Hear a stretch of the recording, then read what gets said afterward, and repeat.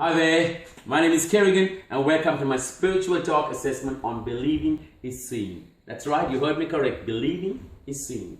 Now there's 2 points I'd like to leave with you at the end of this. One is we should believe in order to see. And when we do see, whether physically or spiritually, whatever situation we're going through, whatever flaw we may think we have, we should follow God and not go our own merry way like some of us do. We live in a world filled with doubt and disbelief, where the general concept is seeing is believing, which is the opposite of faith. Believing is seeing, the substance of things hoped for, the evidence of things not seen, Hebrews 11:1. So we don't believe because we see. We see because we believe. The Apostle Thomas, aptly named Doubting Thomas, was a classic example of disbelief. In fact, he didn't believe in the resurrection of Jesus until he actually saw his nail-scarred hands. But to Thomas's credit, once he did see, he believed and he followed his belief to the point of martyrdom. Whereas there are others who, even though they see, they don't believe, they just go their own merry way. I'd like to speak today about blind Bartimaeus, or Bartimaeus. Potato, potato, tomato, tomato. I'd like to read from Mark chapter 10, verse 46 to 52, the NIV, verse by verse.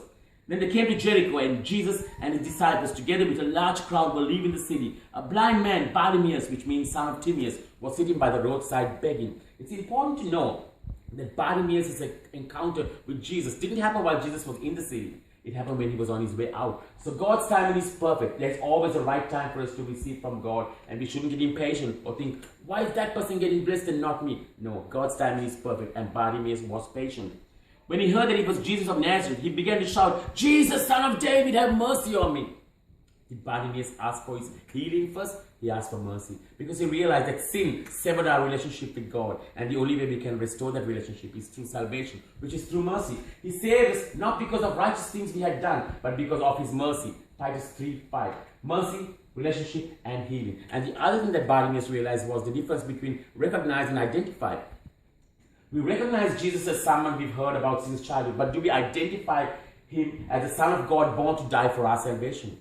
Think about in the shopping center, we may see somebody and we recognize them, but we couldn't for the life of us think who they are, their name for example, and it drives us insane. But to identify them is to know who they are, where we know them from, even their name, their phone number, everything. The other thing is, let's get back to this. Many rebuked him and told him to be quiet, but he shouted all the more, Son of David, have mercy on me. That was the second time he called out. You know why? Even though he couldn't keep his eyes on Jesus, he kept his focus on Jesus. He wasn't swayed by negativity or popular opinion. He was persistent, and it's important to be persistent when we speak to God and when we talk to God. Jesus stopped and said, call him. So they called to the blind man, cheer up, on your feet, he's calling you. Isn't it amazing how Jesus heard him despite the noise? Sometimes we speak to God and we think God hasn't heard us. Why do we think that? There are 3 reasons. I'll give you 3 reasons.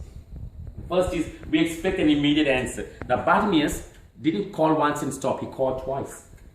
The second one is we expect God to come to us. Jesus did not go to Bartimaeus. Oh no, he did not. And the third is we expect a personal call. Jesus didn't call Bartimaeus by name. He called for him. So those are 3 reasons. And the other thing that is interesting to know is that Jesus knew Bartimaeus was blind and he couldn't just up and run, but Jesus called for him. Why? Because Jesus was making him put his faith in action. Because faith without works is dead. And Bartimaeus had to actually work for his healing. In the same way, faith by itself, if it is not accompanied by action, is dead. So we may need to do something first instead of expecting God to make the first move.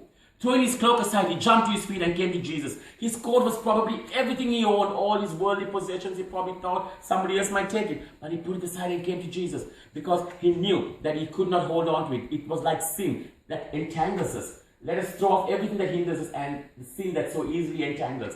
So many of us who are spiritually blind hold on to things that we don't want to let go of rather than going straight to God.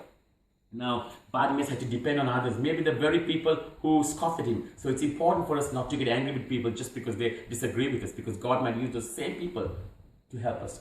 Now, as it went on, Bartimaeus was poor in spirit versus poor in need. Poor in spirit is a bigger need, is a deeper need. Blessed are the poor in spirit, for theirs is the kingdom of heaven. Now, what do you want me to do for you? Jesus asked him. The blind man said, Rabbi, I want to see. Jesus knew that he was blind, but sometimes God knows our need, but we still need to be specific. Ask and it will be given to you. So many times we go to God thinking he knows what's wrong, and he does. But he wants us to tell it to him, to vocalize that, and then he can actually minister to us. Let me tell you the story about the water bearer and the two pots. You probably heard this. One was a crack pot. And whenever the water bearer would go to the well and draw water and go back to the house, the pot with the crack in it was only half full. And this tormented it. For years this went on. It was just focusing on its flaw, and it never told anybody. One day it told the water bearer, you know what, I feel so useless. I feel so unworthy. And the water bearer said, you know what, I was aware of your flaw, as God is aware of our flaws. But the water bearer said, today, on our way back to the house, I wanted you to not focus on your flaw, but look around you. And the pot did this. And for the first time, he saw flowers and grass and trees and the sunshine and the birds. And he was rapt. He'd never seen this before because it was focusing on its flaw. But he got back to the house, of course, when he realized it was only half full. His enthusiasm went away. And he told the water bearer, I had a great time. I love what I saw, the flowers, all the beauty. But at the end of the day, I'm not doing what you made me for. I'm not doing what I'm meant to do. I'm only half full. The water bearer said, do you realize something? That all those flowers, all the beauty was only on your side of the path because I was aware of your flaw. And I planted seeds and knowing that you would water it, and I could take those flowers and put them on our master's table. So what we think is a flaw is what God has put there. He's the potter, we are the clay.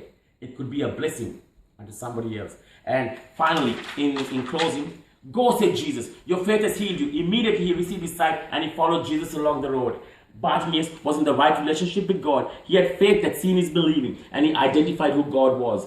And because of this, he was able to see immediately. In conclusion, Bartimaeus realized that believing is seeing. And even though Jesus gave him the option to go, he made the voluntary decision to follow Jesus and not go his own merry way. God bless you.